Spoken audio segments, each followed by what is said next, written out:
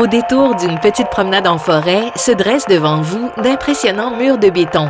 Vous êtes près d'un vestige de la ligne 4 du vaste complexe industriel du Plan Bouchard, une usine qui était en fonction durant la Deuxième Guerre mondiale. Le 10 septembre 1939, l'entrée en guerre du Canada bouleverse radicalement la société.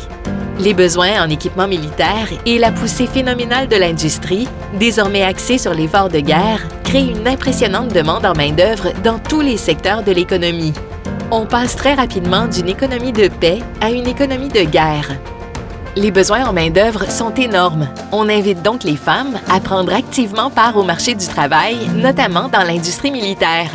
On apprécie leur travail et elles sont prisées pour leur habileté, leur souci du détail et leur dextérité. Leur petite taille devient un atout qui leur permet d'exceller dans les travaux de précision. Elles remplacent ainsi avantageusement les hommes partis au combat ou affectés à d'autres tâches stratégiques. Dans les usines, mais aussi sur les terrains d'aviation et sur les chantiers navals, les femmes effectuent des quarts de travail avec des hommes. C'est vrai dans l'industrie militaire, mais également dans les secteurs de l'électronique, de l'optique et de l'assemblage d'instruments. Elles occupent aussi des emplois dans le secteur de la construction et des transports publics pour conduire des autobus, des taxis et des tramways. Quelques femmes sont même bûcheronnes, des lumberjills, dans des chantiers forestiers. Pour le Plan Bouchard, on estime que jusqu'à 60% de la main-d'œuvre était féminine.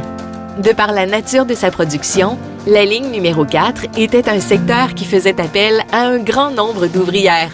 Devant vous, le bâtiment 1210 servait principalement à la préparation d'un explosif nommé baratol. Jadis, il y avait deux pièces distinctes. Dans la première, nous retrouvions un appareil servant à tamiser le TNT et dans la seconde, un autre appareil servant à mélanger les ingrédients nécessaires à la préparation du baratol. Il est à noter que les murs, qui sont aujourd'hui apparents, n'étaient pas des murs donnant sur l'extérieur.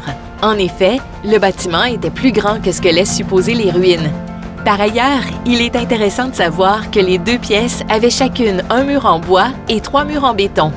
Cette facture de construction permettait de rediriger le souffle d'une éventuelle explosion accidentelle vers le mur faible, celui fait en bois, et ainsi offrir une chance de survie supplémentaire aux ouvriers.